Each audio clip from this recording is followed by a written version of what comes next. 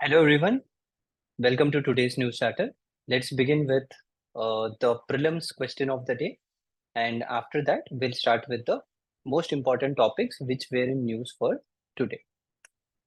See, very rarely, what UPSC does is it will surprise you with certain questions which you never expect. One such question is the question on awards. So this is a previous year question. Consider the following statements in respect of Bharat Ratna and Padma awards. Three statements were given. People generally do not study much about the awards for examination because we think that it is not important. Whereas even such topics are important, you should know about it. So three statements are given about the Bharat Ratna and Padma awards. The first statement, Bharat Ratna and Padma awards are titles under the Article 18(1) of the Constitution. Whenever you get statement based questions, first thing what you have to see is whether they are asking for correct statements or not correct statements, that is incorrect statements. So here it is very clear they are asking for statements which are not correct. So three statements are provided. They are asking for which of the above statements are not correct. The first statement, Bharat Ratna and Padma awards are titles under Article 18 of Indian Constitution. Indian Constitution clearly tells in its fundamental rights itself that we need to abolish all titles. Indian Constitution does not encourage anyone to hold title. So Padma and Bharat Ratna awards cannot be considered as a title. Even with common sense, you can easily solve this question. So the first statement is wrong. If you look here, there are three options with statement number one. So second option can easily be eliminated. Padma Awards, which were instituted in the year 1954, were suspended only once. No, it was suspended twice. The second one, the number of Bharat Ratna awards is restricted to a maximum of 5 years in a particular year. This is also a wrong statement. Generally, when they give numbers in a statement, usually such statements are generally wrong. So you can easily eliminate the options and you can come up with the answer that is 1, 2, and 3. All three statements were incorrect. Sahitya Academy Awards was in news today. There was an editorial in Hindu. So we need to know what exactly is Sahitya Academy Awards. When it comes to awards, even the years are very important. You need to be clear about it. The Sahitya Academy Awards were established in 1954. It is a honor for literature. It is conducted by National Academy of Letters. This point is very important. 24 awards are given. Usually in statement-based questions, such statements will be given and then they will try to confuse you. Totally 24 awards are given even though we have only 22 scheduled languages. So why are we providing 24 awards? Because we try to provide award for all the 22 scheduled languages and then English and Rajasthani also. So these are all statements which can be easily given in prelims examination. You need to be clear about it. Second highest literary honor after Jnanpith Award. Jnanpith Award is the first highest literary honor. So this statement is also important. One of the major criteria is the author who is going to be given with the Sahitya Academy Award should be of Indian nationality. The book should be an outstanding contribution to the language and literature. Sahitya Academy provides two other important awards also. One is Bal Sahitya Puraskar, second one is Yuva Puraskar. Bal Sahitya Puraskar is for children's literature. Yuva Puraskar is for those authors who are of age less than 35 years or below. So these points are very important. Try to take a note of it for prelims examination. It is extremely important.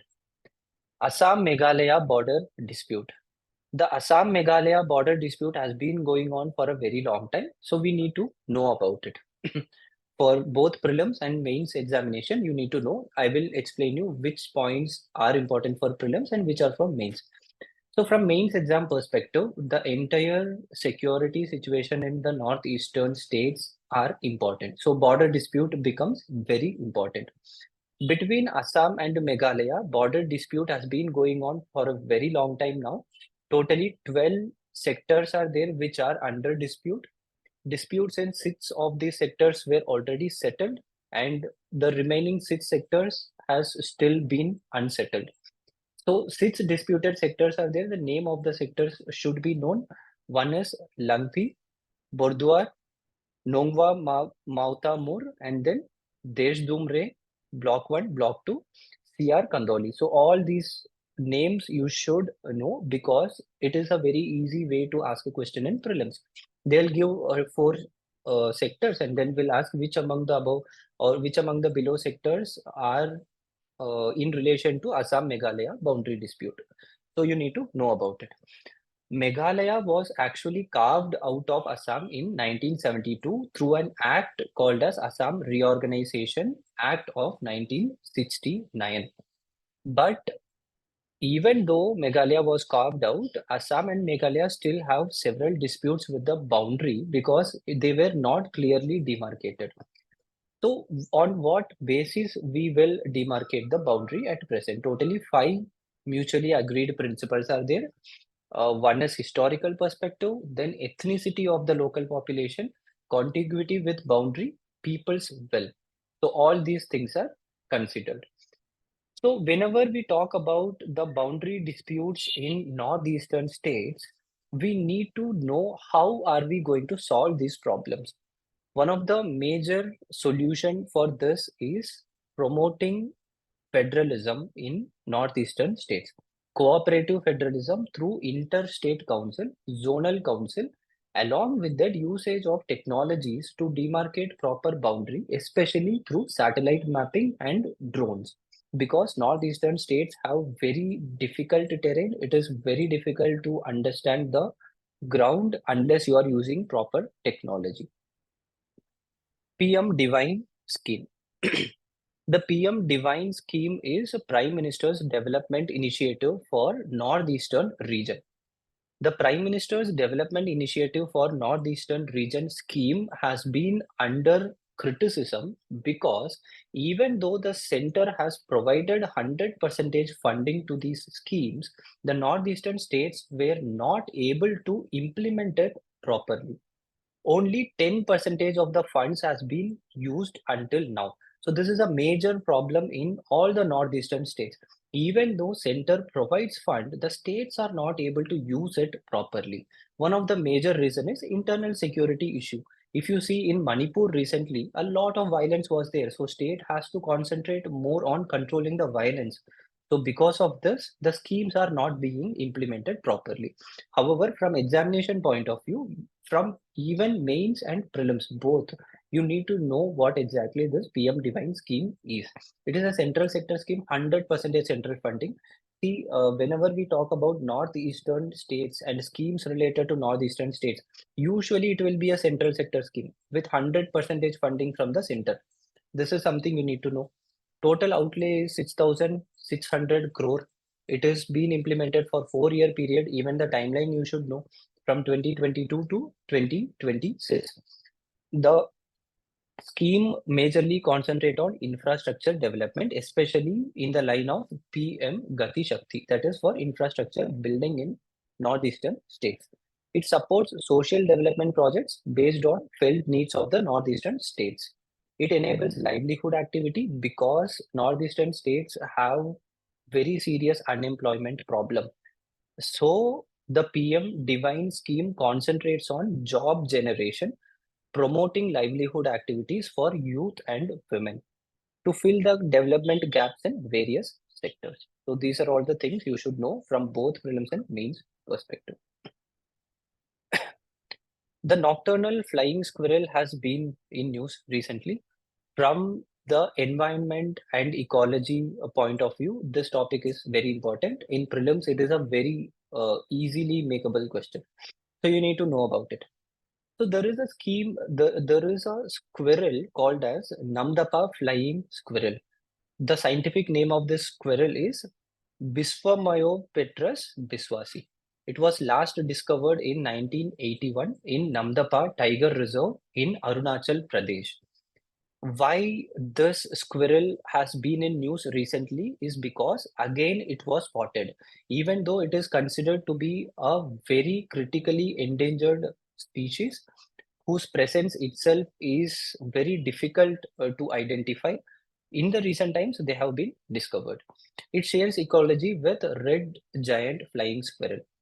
One of the major problem with the nocturnal flying squirrel of Namdapha Tiger Reserve in Arunachal Pradesh is poaching by the local people for food and for other ornamental reasons also. So about nocturnal flying squirrel, you need to know.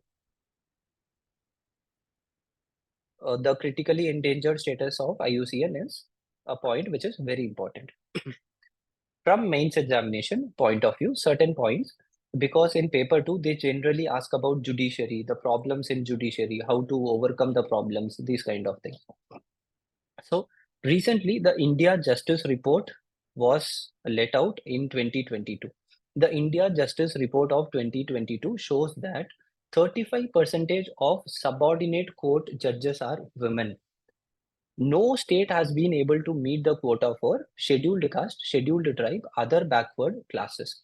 When we discuss a lot about the legislative and the legislative not being very inclusive, or the government officers not being inclusive, even the problem is persisting in judiciary.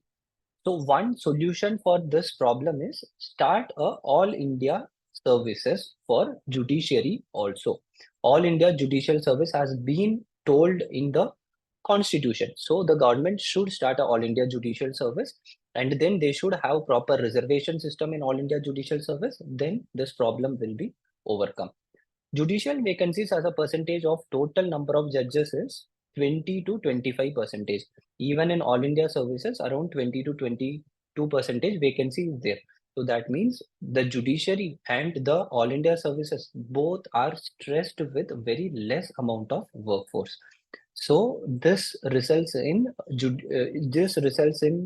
tapeism. This results in bureaucratic delay, etc. List out the major security issues in northeastern states of India. What measures have been taken by the government to overcome these issues? It is a 15-mark question. Very simple and very easy. How you should frame answer for this in UPSC mains examination is provide a small introduction in the form of a summary about the problems in northeastern states and then list down the major security issues. Draw the map of northeastern India and mention in which place what kind of security problem is going on. For example, Manipur, ethnic clashes; in Assam, insurgency, and border problem, border crossing, illegal border crossing from Bangladesh. These kind of things can be mentioned. And then what measures the government has been taking. The PM Divine scheme, other border development scheme, security measures, etc. Whatever you study in your syllabus, you can mention it here and then you can give a way forward. Palna scheme for prelims examination point of view, very important. Palna is a component under the Mission Shakti of Government of India. So this particular scheme provides quality and affordable daycare facilities for the children of working women. So the Palna component under Mission Shakti helps very well in including women in formal employment. Whenever we talk about formal employment, we always criticize by telling that in India, women's participation in formal employment is very less. One of the major reason is once they get a child, it becomes very difficult for them to balance the household work and then the official work. So promoting creche facility is one way of promoting women's inclusion in formal employment, which Mission Shakti is taking care of. So according to this scheme, they run assessment of operations of creches, and it is done by the state government and union territory administration. So that would be all for today. Study well. Let's meet tomorrow.